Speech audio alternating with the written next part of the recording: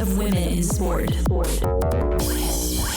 Hi, this is Season 2, Episode 1 of The Circle on Wisp Sports Radio. I'm Ash Nelson, and at Wisp Sports we believe women in sport deserve equal coverage.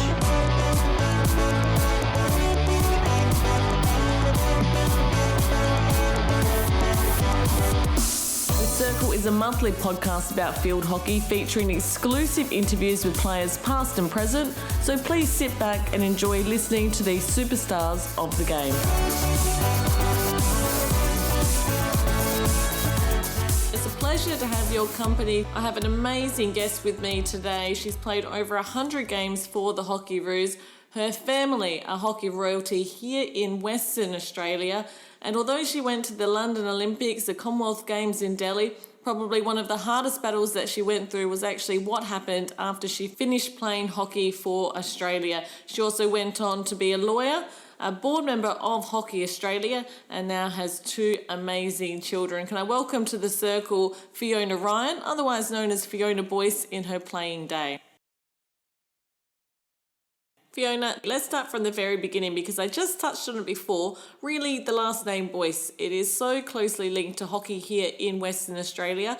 You've got your uncle that played hockey for Australia, your auntie plays, your cousins played, your brothers played. Did you really get much of a choice as to whether or not you wanted to go into this sport?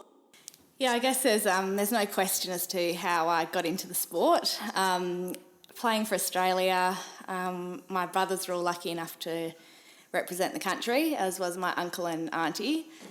In terms of representing WA, all my cousins got to play state, and, well, locally, I think this year my brother was president of the local club, another one was treasurer, and the other one was the head coach of the men's team. So, and my mum and dad, you know, they're always on the sausage sizzle when they're in town or helping out, so there's no doubt that we're very fortunate and to be involved in such a great sport.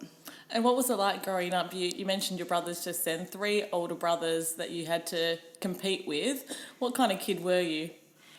I was the goalie, so my poor older brother, Michael, I like to take a bit of credit for his stick work and skills because he was very much outnumbered 2v1. I was stuck in the goals and he would try and make his way around Jeff and Steve. So childhood for us was always ball games, all different games, but we used to love making up games, putting a pillow under our T-shirts and playing what we called socky, which was, you know, hockey but sliding all over the floor and completely ruining the games room. So, yeah, it was lots of fun with 3 older brothers and we were always running amok.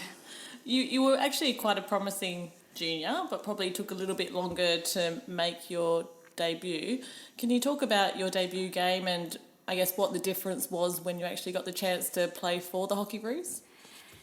Yeah, so for me, I actually, you know, I never knew if it was going to happen. I always hoped it would. But so I debuted in Perth in 2009 and it was very quick from there. So I think a day or two later I was off to Champions Trophy. But the build up to that, in my last year of high school, I actually got dropped completely from the junior national squad and the next year I'd taken a gap year to go travelling with a friend and work a lot to save for that travel. And I was at a bit of a crossroads there as to whether I should, you know, keep trying to play for Australia then or, you know, commit to uni and go travelling with my friend and just enjoy a balanced everyday life.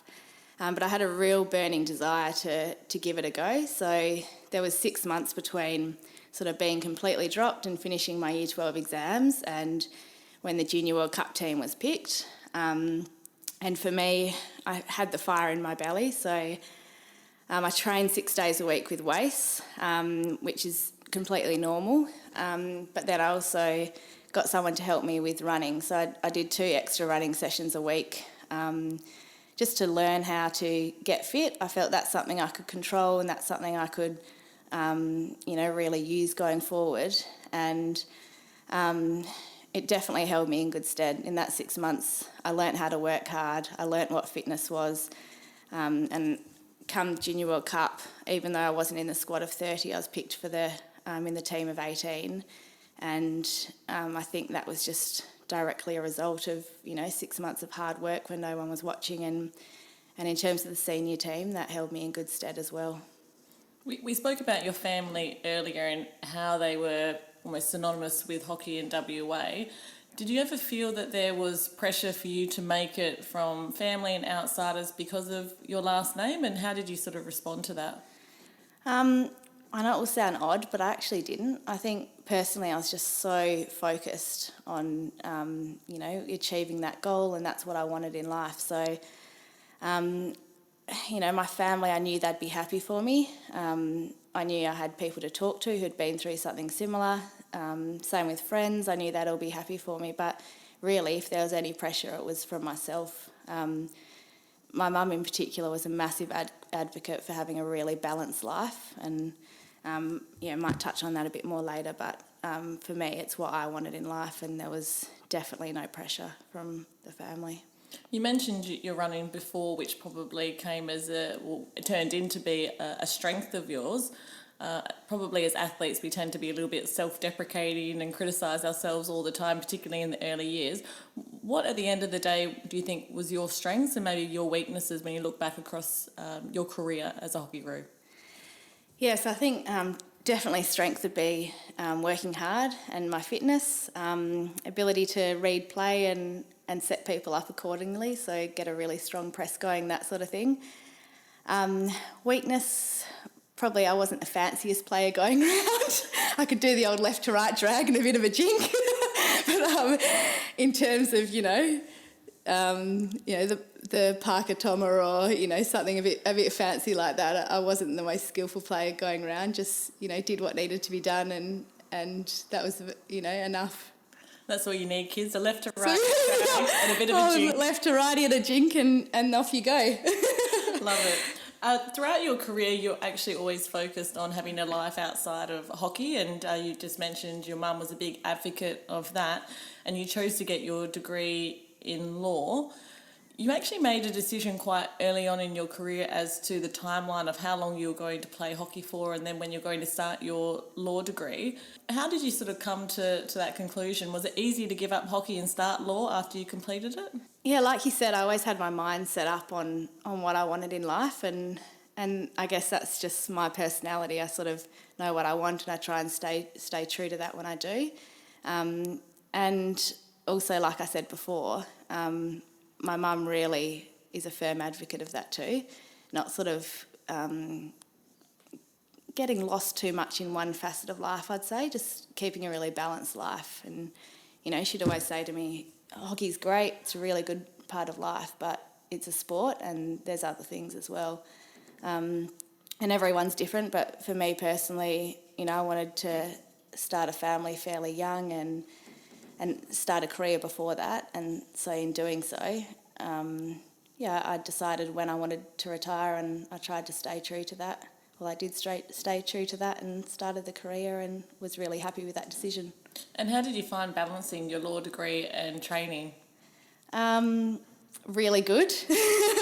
Difficult at times, but given the personality I am, I like to be busy, and I found training was great, really social, lots of fun, could give it everything, but then I was able to balance that out with, using my brain and progressing a career alongside that. So I actually found they balanced each other out, but I wouldn't recommend it for everyone. A little bit stressful at times as well. At times, yes.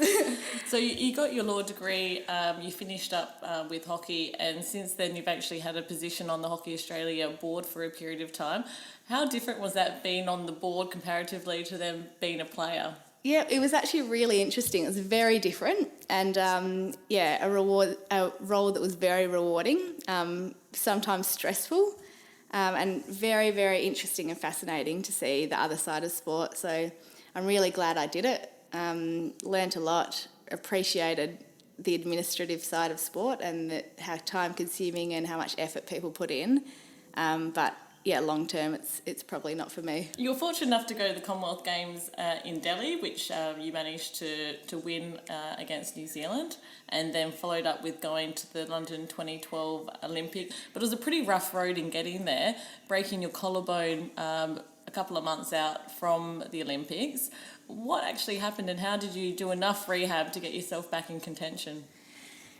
Yeah, so 6.5 weeks out from the Olympics. It was the last training session before the last game in the last tournament before the Olympics, and I was really happy with my tournament. I was scoring goals, I was really fit, I was probably in the best form of my career, and just a freak accident collision with a player, and I absolutely crushed, twisted, destroyed my collarbone in every way possible.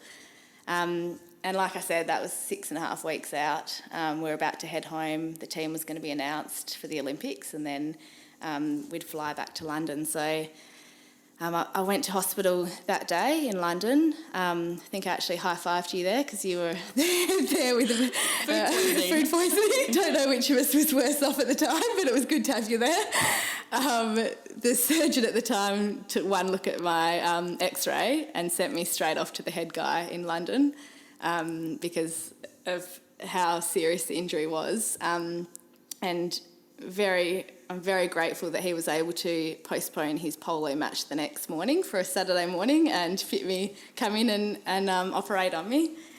And then I had basically 6 weeks, so I was selected in the team, but then I had 6 weeks to rehab the injury to get to a point where I could play at the Olympics. And that 6 weeks was absolutely exhausting. I never actually knew if I'd get to play a game because of how severe the injury was. I was just doing exercises in meetings, physio, whilst still doing all the usual training sessions and meetings and everything the team was required to do. It was exciting. I had a target there. I wanted to achieve it. It was a dream of mine, but it was also completely and utterly exhausting. And when you got there, you did make it. Congratulations. Yes, thank you. What was your highlight and perhaps a low light of that campaign? So the highlight would be, I'm sure you remember, we had a great game against Germany. We just gelled well. At that point in time, we had such a belief as a team.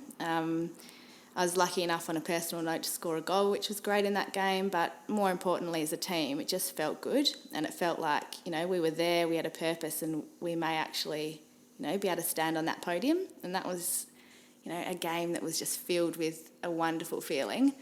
Low light, and something that, still sticks with me at times, is the feeling of, after our last game, and I'm sure you can relate to this well, of just utter disappointment. We'd come so far, we'd played well, but probably the first 15 minutes of the first game against New Zealand, we just weren't switched on enough, and that cost us for the whole tournament. And, being completely honest, at the end of that last game, I just felt completely gutted and disappointed.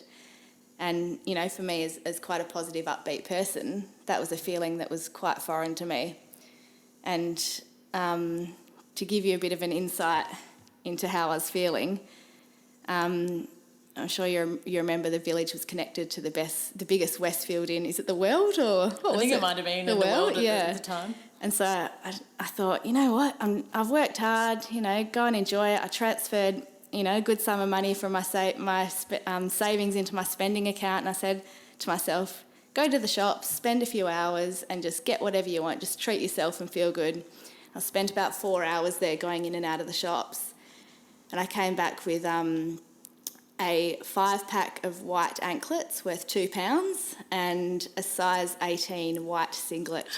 And, I'm sure similar to you, I was probably a size 8 at the time, so God knows why I picked up a size 18 singlet. I had the chance, to get the most incredible wardrobe I'd ever wanted, and because, the frame of mind I was in, I came back with 5 pairs of anklets when we probably got given 80 pairs in our kit, and a size 18 singlet, which just went straight in the bin once I realised what I'd bought. So, I wasn't in a good frame of mind, but that definitely cheered me up and gave me a chuckle. Such an emotional time. Such an emotional You know time. it's hard when you can only buy white things the wrong size. Exactly. Don't even know if the anklets fit, to be honest. Fond memories. So London no doubt had its highlights, but as you mentioned also had its low light. Yes. But you then retired looking to head into your law career. Yes. But at that point probably you were thrown one of the biggest curveballs of your life. You were diagnosed with stage 2B Hodgkin's lymphoma. Can you talk about how that diagnosis came about? At what point did you realise that you actually were sick? Because it wasn't too far after you'd gone through this whole campaign at the Olympics. Yeah, so at the Olympics I was exhausted the whole time, and looking back, so when I was diagnosed, my blood tests have said that I had every type of chronic fatigue or every strain of chronic fatigue, and looking back I think I probably had that at the Olympics because, you know, I'd pushed my body so hard after my injury, and it was quite hard to get out of bed when I was there, even though, you know, our physical demands were nowhere near our usual training schedule. So I was definitely tired there. The next sort of 6 months or so I was in and out of that fatigue, and then I think I felt a bit better, but it was probably not until about a year after the Olympics, I think, when I just was absolutely exhausted. Night sweats every night, you know, itchy all over, and I found a lump in my neck one weekend, and then I was also sort of vomiting that weekend as well, and that's, you know, really, it happened very quickly in terms of a couple of weeks or a month where I just got completely taken over by extreme fatigue. The night sweats, the itchy, and I found a lump, so it came on very, very quickly, and from there it continued to progress very quickly as well.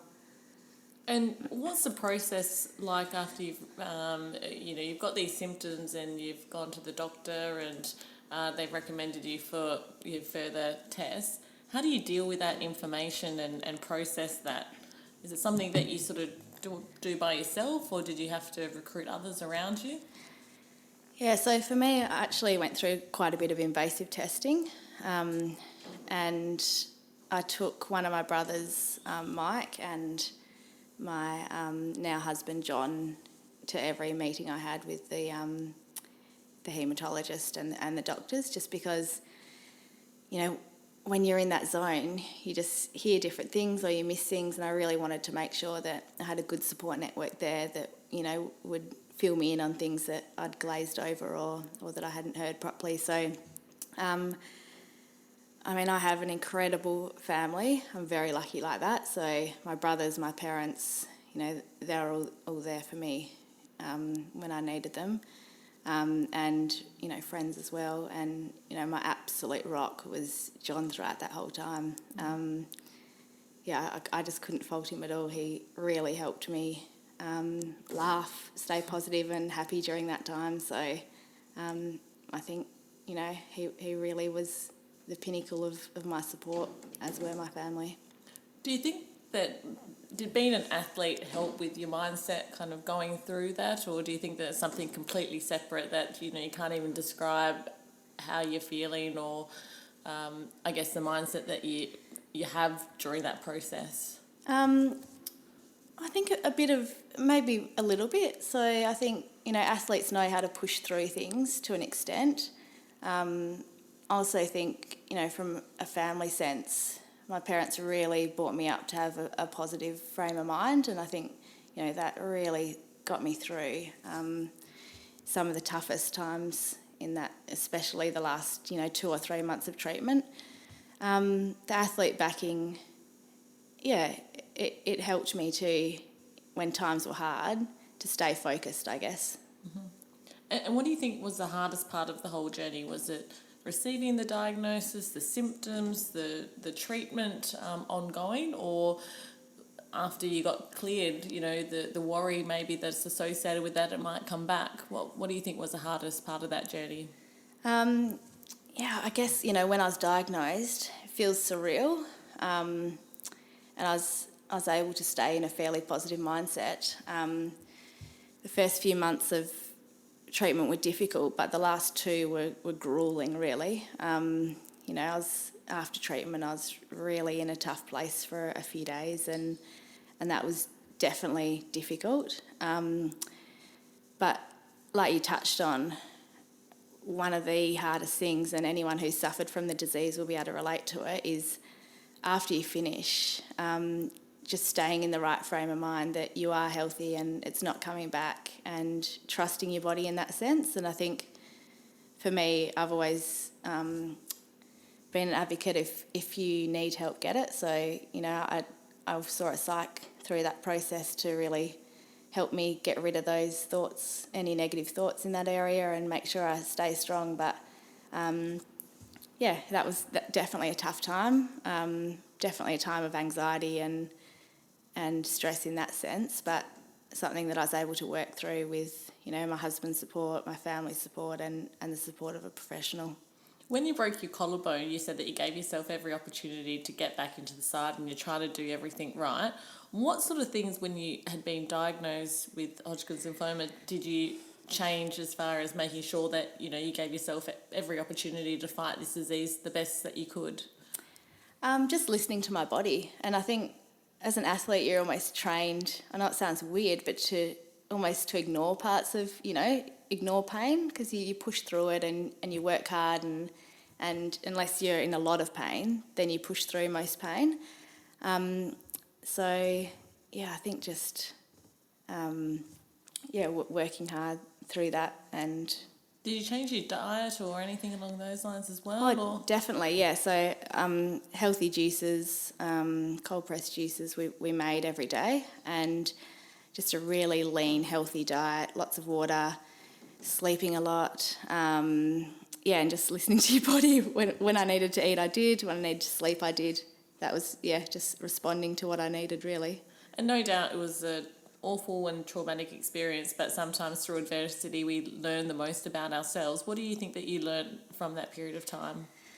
I learnt to have a much more balanced life. So before I got sick, like you said, I was studying 2 degrees, I was working 3 days a week, I was training a lot, I was always really frantic and busy. And I guess I learnt to just live, stay busy, and I enjoy that, but also to know when to stop and to live with a calmer mind. So I was a bit of a perfectionist before, and I've completely rid of that, and now I live with a much calmer, happier mind, which is good. It's probably good, because in the process you've now got 2 kids. Yes. So you probably need a calm mind with that. Having kids, do you think that's something that you could have done while playing? We've got a few athletes now starting to come back into the fold after having kids and playing. Do you think that's something that you would have been capable of? Or capable of now? Definitely not now. You obviously haven't seen me running, and there's a reason for that. I don't really run it anymore. I think I would have been capable of it, but I think personally it probably wouldn't have been a choice that I would have made. But I understand why people do it and why they want to do it, and I'm very supportive of that.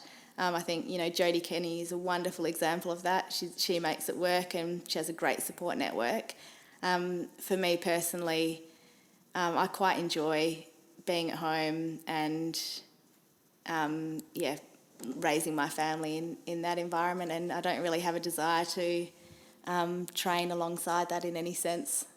Looking back over your career, what are you most proud of?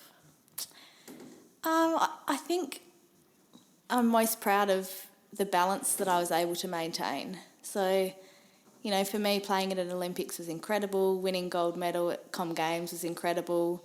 The, CV success of the team was all incredible. But for me, the balance, the studying, playing, being able to have a laugh with the teammates in situations where things were tight, and just, enjoy the friendships along the ride. I'm really proud of that balance that I was able to maintain, and I think that set me up for life as well. Well, that balance is something that you certainly should be proud of. Now, before I let you go, I need to ask you a few quick questions just to end off the podcast, so prepare yourself. Go for it. All right, so Strangest change room habit or superstition that you saw during your time? Look, I'm not going to name names, but there was a player who was relentless in emptying their bowels before each game, and they were, really would not progress to the field unless it was ensured that had happened. So you never went in after them? I did my number ones quite early on, and that was enough. Best and worst hockey skill for you? Oh, for me, well, given how long my arms are, the old poke tackle on the run was probably one of my best. Worst, the old tommer. It's a love-hate relationship. I love to do them, but, it's probably not appreciated by the crowd because I'm quite rubbish at them. If you could play any other Olympic sport, what would it be and why? Curling. Need I say why? It is an incredible sport, and I know you'd be alongside me in that team. Yes, I think that we should go to the next Winter Olympics, absolutely. And finally, can lawyers actually be trusted? Don't touch us with a 50-foot pole. No, you've heard it from. I joke. You've got a brother. Yeah, I can't say that. He's a lawyer. No, we are. We're loyal, hardworking, and sometimes enjoy an argument, given our career. Exactly. Like you said, I do have a brother who's a lawyer, and definitely that last statement, enjoy an argument, has never rung so true. Fiona Ryan, I should say, not Fiona Boyce. Thank you so much for your time. My pleasure. Conversations from the world of women's sports. This is Sports Radio. Thanks again to my guest Fiona Ryan. You can find links to her social media in the show notes accompanying this episode at wisports.com. And please be sure to subscribe to Whiz Sports Radio on your favourite podcast player, where there's more than 800 episodes covering women in sport. You can follow us on social media as well at Nelson_Ashley and at Whiz Sports. I'll be back next month with another episode of The Circle. Until then, thanks for listening and supporting women in sport everywhere.